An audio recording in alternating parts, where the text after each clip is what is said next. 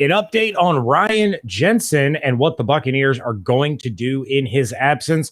There are some wide receiver standouts early on, and Kyle Trask is going to get plenty of work in the near future. Let's go. You are Locked On Buccaneers, your daily Tampa Bay Buccaneers podcast, part of the Locked On Podcast Network, your team every day.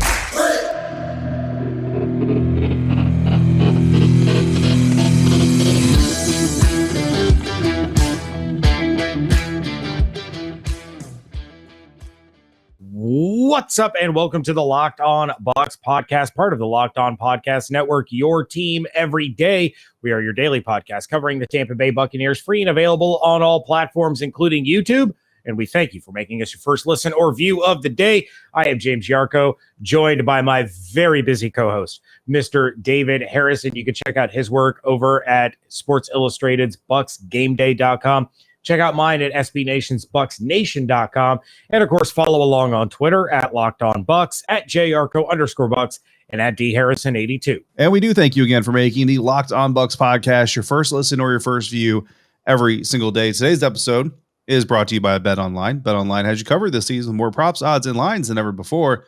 BetOnline, where the game starts. James, the Buccaneers got some somewhat encouraging news, though we have to temper expectations as we don't have the full picture yet, because Ryan Jensen is supposed to miss quote-unquote significant time, according to Todd Bowles. When Coach Bowles met with the media on Friday, he said, quote, "Don't know the severity of it per se, but I do know he'll miss some significant time, up to a couple of months. Whether he'll be back later in the season, November or December, that depends on what they find in the knee, but he won't be available anytime soon."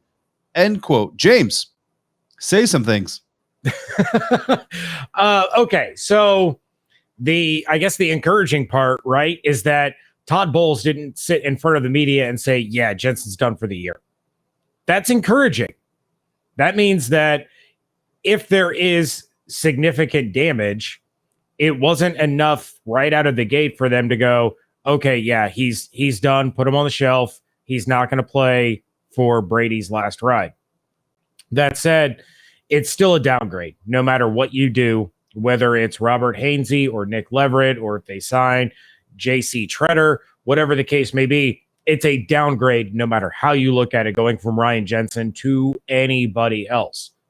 That said, Robert Hainsey has really impressed so far through his limited work as the starting center with this offensive line. And they've been shuffling some things with the offensive line early on in camp. I don't think they've quite found the combination that they love yet, or if they're going to find a combination that they actually love, or one that they're just going to be like, yeah, this works the best.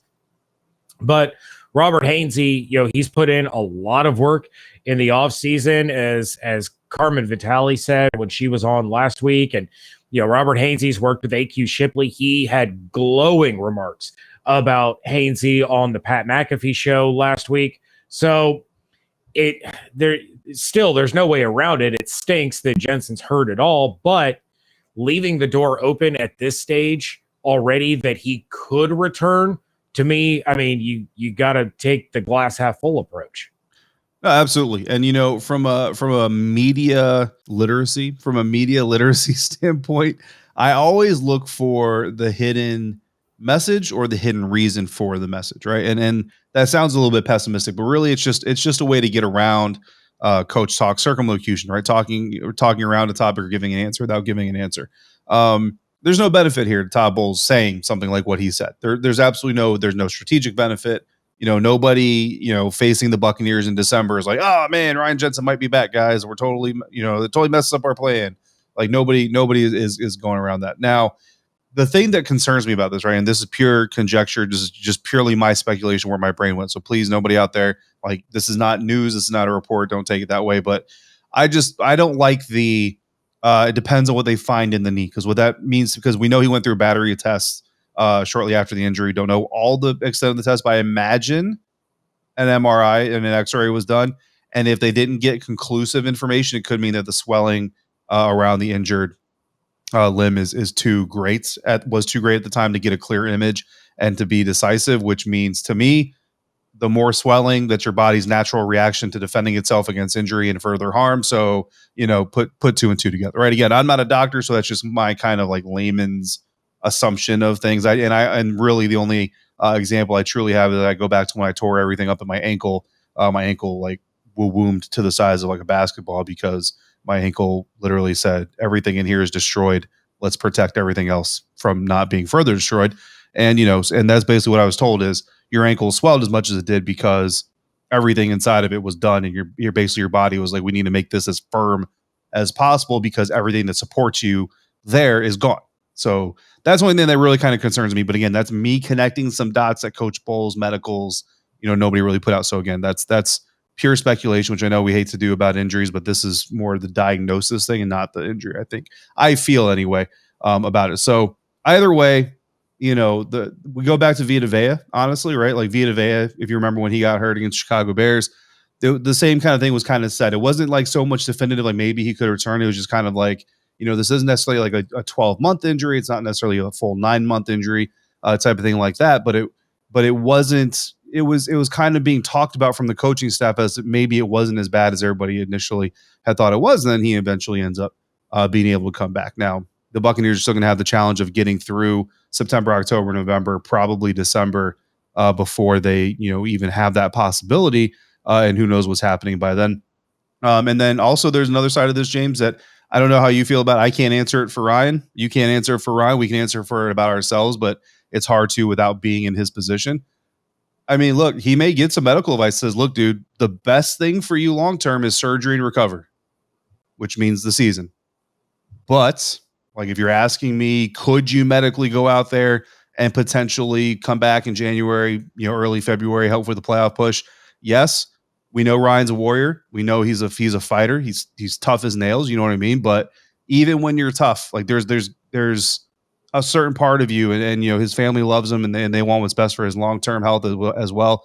There's going to be a part of him that even for a second maybe has to hesitate and think, let's think like is risking 23, 24, 25, 26 worth coming back in 2022? And I know some fans are going to immediately say, yes, of course, this is what they do this for. Yeah, but they also do this to provide themselves and their families with a long-term security. So, there's conflicting motivations here. Yeah, I mean, there's a reason that Ali Marpet retired as young as he did. He was thinking long-term. How am I going to be physically and mentally when I'm 40, 50, 60 years old? And that's obviously something that's going to come up. And, I agree with you completely. I can see Ryan Jensen being the guy in the doctor's office saying, look, if it's about pain tolerance, am I going to make it worse if I go out there in mid-December and get us through the end of the season and get us through a playoff push? And if the answer is no, and it's strictly about pain management, he'll probably go out there or find a way to be out there. If the doctor says, well, yeah, you can absolutely make it worse, and it could be an even longer recovery, it could be an even bigger uphill battle, then yeah, he's going to make the smart decision beyond just the 2022 season, because these guys aren't machines. They are human. They have injuries, and they have futures after this game. This game is only around for them for so long, 10 years if you're lucky. In Brady's case, of course, 22 years is unheard of. So he has to make the best decision for him. Hopefully, the best decision for him and the best result for the Buccaneers are one in the same. Right. Also, I have it written down in stone on July 30th. David guarantees things are awful. Things are awful. Yeah, it's hard to tell. You know what I mean? And honestly, I'm not going to judge Ryan for if that information even comes out, first of all. If we even become privy to that kind of a decision process, I wouldn't judge him for either decision. That's an impossible place to even try to project your feelings onto somebody else. So bottom line, we wish the best of luck to him. Again, Hainsey appears to be doing fairly well. You mentioned Carmen Vitale. I actually messaged her because she's done a lot of extensive work with offensive linemen, and in her time with the Buccaneers, she got a first-class education on a lot of coaching, a lot of technique type things in the trenches, especially. And she did kind of confirm, like, without pads, it's, take everything with a pretty big grain of salt. Like, the towel placement on the backup centers is more important right now than how they're performing on the offensive line. But once Pats come on next week, then you really start to get a look at that. And if you want to hear that full conversation with Carmen from last week on her comments about Robert Hainsey specifically, who she identified as the offensive lineman she thinks is going to surprise people the most, and now here he is getting his opportunity. That episode is linked in the description, or you can just go back to last week. And the thumbnail says Big Red Machine because we were very excited about Ryan Jensen. And unfortunately, that came, well, not the excitement didn't come to an end, but it appears that his season, or if not more, most of his season, came to an end. James, something that we would all like to see come to an end is financial problems, because let's be honest, we've all been in a situation at some point in our lives when we're a little tight on cash. Maybe we can only afford a few gallons of gas. Maybe we couldn't afford to go to the favorite restaurant, or maybe we just needed a little bit of help getting the bills put together. If you're out there living paycheck to paycheck or struggling to make ends meet, you're not alone. It can be really stressful when unexpected expenses come up, especially in a time like that. Now, Dave can help you get out of a pinch when you really need it. You can't change the past, but what if you could go forward a little bit and get a little bit of help from your future self? Now you can with Dave. Dave is the banking app that helps you get up to $500 instantly with extra cash. It is not my money. That's more money. I feel like Terry Bradshaw. That's more money to fill your tank. Buy that gift if you need to catch up on the bills. You know what, man? Maybe it's just the money to go have a nice dinner and just enjoy life for a minute and get away from the stress. Let's be honest.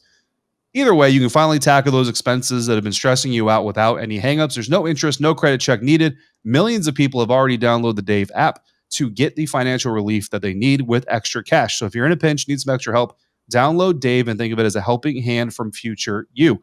Download the Dave app from the App Store right now. That's DAVE. Sign up for an extra cash account and get up to $500 instantly from a bank, not from me. For terms and conditions, go to dave.com/legal. Instant transfer fees apply. Banking provided by Evolve. Member FDIC. Future you will thank you. For all of those listening and not watching, James keeps pointing at me when I say that Dave will give you money. I will not give you money.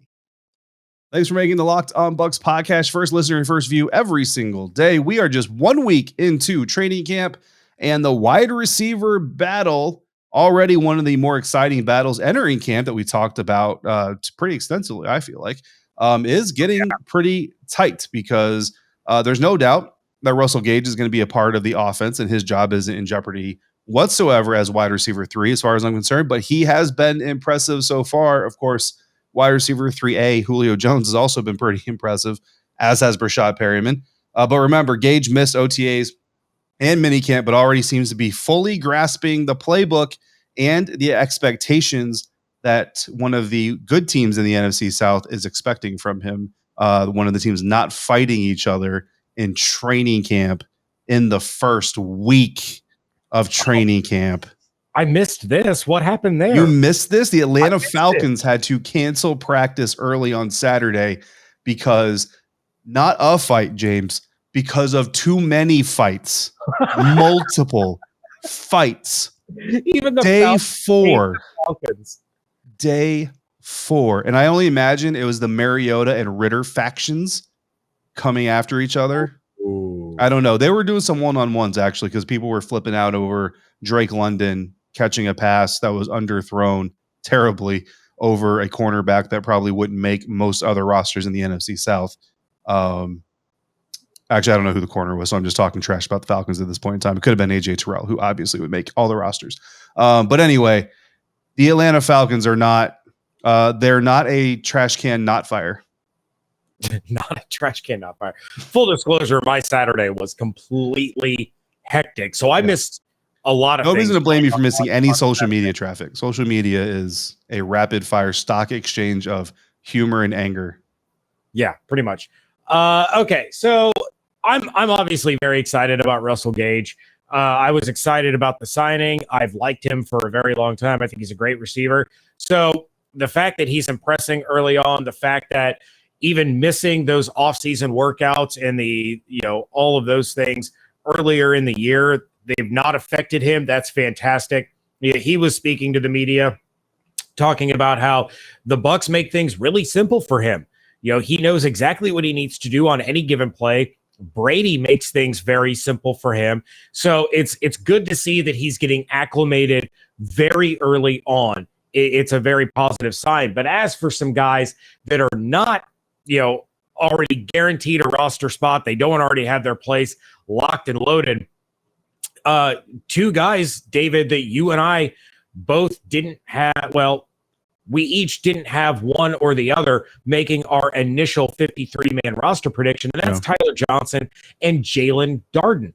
So both of these guys have impressed early, and Todd Bowles said, quote, Tyler came in great shape.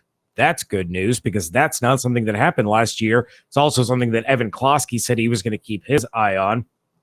Bowles continued to say, quote, I think he's learned the offense a little more, so he's playing a lot freer than he was the last 2 years. This is a great camp for him.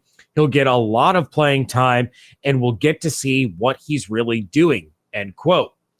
On the flip side, Jaelon Darden was, a topic of conversation for GM Jason Light, who said, quote, Darden has shown a lot of improvement from last year, end quote, though he is going to have serious competition for reps at both receiver and on returns. That, according to The Athletic's Greg Allman, godfather of the Locked On Bucs podcast. So, David, I had Tyler Johnson making my roster. You had Jaelon Darden making your roster. Right. Both guys getting some praise for being a little bit more on top of things early on in training camp. We knew, it was a story last year about Tyler Johnson's shape. And then, of course, I was ripping Jaelon Darden up and down all season long for some pretty bad decisions, some pretty bad mistakes that he was making. If he's taken a big leap forward, you still have Scotty Miller, you still have Rashad Perryman, you still have Cyril Grayson, you still have serious competition, and these guys are all fighting for 2 spots, maybe 3. Yeah, it's nuts. I don't see how it's 3. I mean, you gotta bring offensive linemen into this thing. You can't like the loss of Ryan Jensen makes it more likely the Bucs bring in 10 offensive linemen, I think, than anything. Yeah, it's going to be tough. I still give the nod to Jaelon Darden, though. I mean, we got to see what happens with Pats, because the thing about Jaelon Darden is, and I totally get like the Kenny Bell likeness of his offensive contributions. I forgot he existed. Yeah, but you look at Grant Stewart, right? Grant Stewart is a similar guy. Like Grant Stewart doesn't really give a lot to the defense, and at least in last year's system, they didn't need it from him. You know what I mean? So. It like kind of goes back to, right, like it's only a problem if it's a problem, right? So and I'm going to switch gears. Well, actually, I'm not going to switch gears. So when you talk about wide receivers, when a wide receiver comes off the line of scrimmage, right? So there's a school of thought that would say that the release off the line of scrimmage is the most important skill that a wide receiver possesses, because if you can't come off the line of scrimmage, if you can't get off the line of scrimmage, it doesn't matter. You could have the greatest hands in the world. If you're not off the line of scrimmage and you're just sitting there getting mauled by a DB, it doesn't matter what your hands are like. It doesn't matter how fast you are. It doesn't matter how high you can jump, because you can't get off the stinking line of scrimmage, right? Well, Jahan Dotson, and I know this isn't a Buccaneer, but just go with me on this. Jahan Dotson has a false step. At least I call it a false step. Some people might, differ. But I call it a false step in his release. Now, I've kind of conferred with several other people on the sideline and watched Commanders camp, and they're all like, oh, yeah, I've never noticed that before, but I do. I see a false step. Cool. Got it. So does Devontae Adams. Devontae Adams has a false step. Now, Devontae Adams' false step has almost become like a trademark of his release. You know why? Because it doesn't matter. Like it's a problem in theory, right? Like in the functionality, like if you just give the baseline functionality of a wide receiver release, you don't want to false step, but it's only a problem if it's a problem. So again, Jaelon Darden's lack of ability to contribute to the offense is only an issue if you need Jaelon Darden to contribute to the offense. Look at Ryan Smith. He was on the team for how many years because the Buccaneers didn't need him on defense. When did Ryan Smith's tenure end with the Tampa Bay Buccaneers? When they started needing him on defense, and they quickly realized, oh, we can't rely on you on defense. Cool. We're going to go find another guy that runs really fast on punt coverage, but can also contribute to the defense. Hello, Ross Cockrell. So that's where Jaelon Darden is for me. And when you look at Mike Evans, Chris Godwin, Russell Gage, Julio Jones, Rashad Perryman, Scotty Miller, like there are 6, maybe 7 guys if they do, go against my logic and take 8 receivers into the season. If we get through all 6 of those guys, James, and Jaelon Darden is out there as wide receiver 2 or 3, it's already over. It's already done. Just put Kyle in and let Tom retire and go to the booth. All right. It's already done. So that's my thing about it. Like, that's why I still give the nod to Jaelon Darden right now, because what Tyler Johnson doesn't bring to the team needs. right? Like I'm a fan of the guy. Don't get me wrong, but he doesn't bring anything that somebody else doesn't bring, and what he's not bringing, the team actually needs, which is special teams ability. Jaelon brings special teams ability, and they don't need him to be a 1, 2, 3, 4, 5, or even 6th receiver in the depth chart. Or both of them get cut. And they sign Odell Beckham Jr. And Julio Jones is wide receiver 5. I don't know what's going to happen here. Yeah, you don't need anybody on kickoffs. You don't. I mean, okay, but any coach that says they want to win all 3 phases of the game, which is what Todd Bowles would say if somebody asked him if he wanted to win all 3 phases of the game, is going to tell you differently. Right, but I don't know. Jaelon Darden still has a lot to prove. I'm optimistic that he's showing growth early on. But like you referenced, you got to take it with a grain of salt before these pads come on. When pads come on, it's a whole different ball game. You know what else is a different ball game? Anytime Kyle Trask is on the field. That's right. We got Trask talk coming up. But first, BetOnline.net is the fastest and easiest way to check in on all your betting needs. Find all of your favorite sports and events at the #1 online source for odds, lines, and games. Find reviews and news of every league, including Major League Baseball, the NFL, NBA, NHL. You got your combat sports, you got your esports, and of course, golf. BetOnline continues to be the top online resource for all of your sports wagering information, from live in-game betting, scores, and podcasts. They have you covered. Head to BetOnline today or use your mobile device to learn more about the action happening today. BetOnline, where the game starts. Wrapping things up here, and we are talking about the Florida Gator, the man, the myth, the legend, the future. Brandon Olsen. No, Kyle Trask. Kyle Trask is going to get plenty of opportunity to show what he's got coming up in the preseason, just like we all thought it should be. Jason Light, when he spoke with the media, mentioned that the Bucs want to see what Trask has, and he'll get the opportunity in the preseason. Light said, quote, "That definitely is one of our goals, is to find out as much as we can about Kyle during the preseason. He's going to play a lot," end quote. David, your thoughts on the man wearing Julio Jones' number, Kyle Trask getting lots and lots of snaps so that essentially the Bucs can figure out what they have? Because it sounds like they're really not sure right now. I love it because I predicted it, and it makes me look smart. That and the glasses also make you look smart. Yeah, well, so I mean, but for real, right? So they have 2 weeks of joint practices, right? So first coming up against the Dolphins, that's when we'll be down in Tampa for training camp, and then in Nashville against the Tennessee Titans. And Brady is going to get plenty of work against those guys, and and they're not allowed to touch him, and all those things. So you get to protect your most valuable player, and you also get to get in good work against an actual live opponent. So you get the best of both worlds. No reason to roll him out there in the preseason. Now, I could see somebody be like, okay, well, a drive or two, let's see what happens. But either way, I think you need to see more of Kyle. You don't need to see as much of Blaine. Like, I mean, if you want to give like a first team series to Tom, a first team series to Blaine, and then the rest needs to be Kyle and Tyler Johnson and Rashad White and Keyshawn Vaughn. Like that just needs to be how this preseason looks, because you need to know what Kyle Trask is at this point in time. And again, it gives you an interesting dynamic if you're the Buccaneers, because, we had a lot of people coming at us saying that Kyle Trask should be trusted to replace Brady when Brady was quote unquote retiring. Right. But we didn't have a whole lot of real reason to trust it necessarily. So you're going to see what the first year to second year product looks like. And if you're the Buccaneers, you already know, at least from a mental standpoint, preparation standpoint, what the first, second year product looks like. To me, the fact that Todd Bowles wants to see Kyle even more on the field shows that he's already at least checked the block for the most part on the mental side of things, that you came into camp smarter, you came to camp faster, you came to camp more familiar and more comfortable, and you're looking like a pro quarterback. So for all you Gator fans out there, the fact that Kyle is going to get a lot of play should make you already more confident in your quarterback, because that shows that he's earned the trust of the coaches to go get that opportunity to do those things. Because honestly, if he came in and was like, oh yeah, what was that check again that we went over a year ago and I completely forgot? But cool. Hey Ryan, make sure you're loosened up, buddy. You're going to earn those paychecks this preseason. But instead, it looks like Ryan Griffin is not only going to not earn his regular season checks, he may not even earn his preseason checks and become more of a hero for you, James Yarcho. But I love it because I want more of a platform to study when we discuss Kyle Trask in 2023.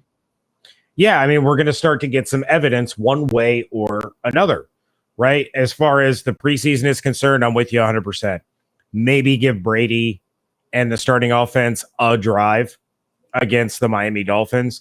Maybe give them 2 drives against the Tennessee Titans. Now, against the Colts, the third preseason game, I still believe that needs to be the dress rehearsal. Starters need to play into the second half. We need to, they need to start to get ready, because then you got 2 weeks before your first game. Also, I'm probably going to be in Indianapolis for that game, and I want to see the starters play as much as possible. I don't want to see any of them get hurt, but I am very selfish. I want to see Kyle Trask play. Like, I mean, don't get me wrong, it's Tom Brady. You always want to see Tom Brady play, right? I want to see as much Trask as I can in practice and in Ray J against the Dolphins. We might end up having to have like a special Trask edition episode while we're down there at camp and just talk about Kyle Trask for 27 minutes. We still need an over-under on deuces thrown up during those joint practices. I'm going to we'll set that at 2.5. Ooh. For all 3 practices total? I think they're only practicing together twice. I could be wrong, but I think they're only practicing together twice. I was pretty sure it's 3. Thursday. Either way, I'm thinking like 3 per day. Oh, no way. Because that brings me to my next over-under. Over-under 1.5 fights. For the entire week? Yeah. Under. I think it's 1, and then it's done. And it's going to be instigated by somebody throwing up the deuces. And after that happens, they're going to put a stop to it. I don't think it will. I honestly, I don't like Tyreek. Like when Antoine did it to him in the Super Bowl, Tyreek laughed. Like he was just like, he's like, yeah, bro, you got me. I could also see them absolutely posing together for a picture, both throwing up the deuces, just smiling ear to ear. Also, according to Tyreek Hill, Tua Tagovailoa is the most accurate quarterback ever. So whatever helps you sleep. Yeah, according to Sammy Watkins, he'd rather play with Aaron Rodgers than Patrick Mahomes too, and that's absolutely not true. So that one I could see. I'm just saying, I could see it. Aaron Rodgers, he's a really good quarterback. I don't know. Maybe I'm wrong. You're giving me this look. I'm just saying, Aaron Rodgers has had the better career. Granted, he's played longer, but Mahomes' career could end next week. How can you say that Aaron Rodgers had the better career when they literally have the same amount of Super Bowl wins and Patrick Mahomes has like 30 more years to play before he hits Aaron Rodgers' age?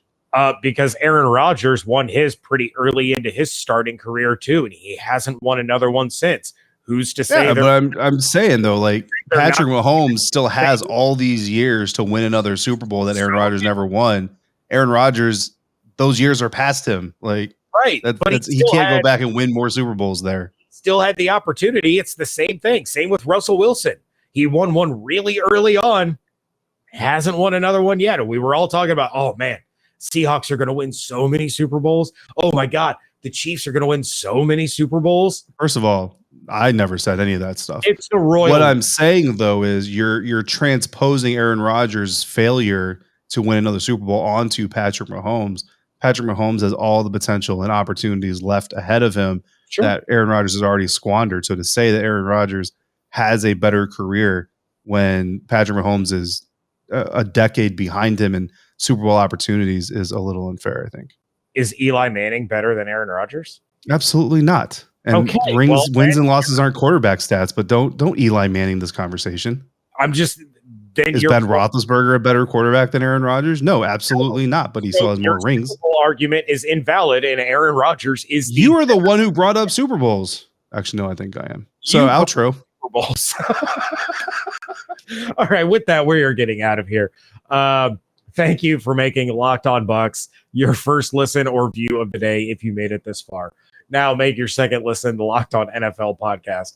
Our national NFL experts and insiders keep fans dialed in with the biggest stories and the latest news from around the league, because an offseason does not equal a break in action. We are going to be back tomorrow. If you have questions, comments, topics, if you want to agree with me about the fact that David hurt his own argument in the Mahomes versus Rodgers debate, of course, you can send us an email to lockedonbuckspodcast@gmail.com, or just leave us a voicemail at 813-444-5841. Check out all David's work over at bucksgameday.com. Check out mine at bucksnation.com. And make sure you're following along on Twitter at Locked On Bucs, at @JYarcho_Bucs, and at DHarrison82. Hope you all have an absolutely outstanding day. Stay safe, stay healthy, fire those cannons. We thank you so much for joining us right here at Locked On Bucs.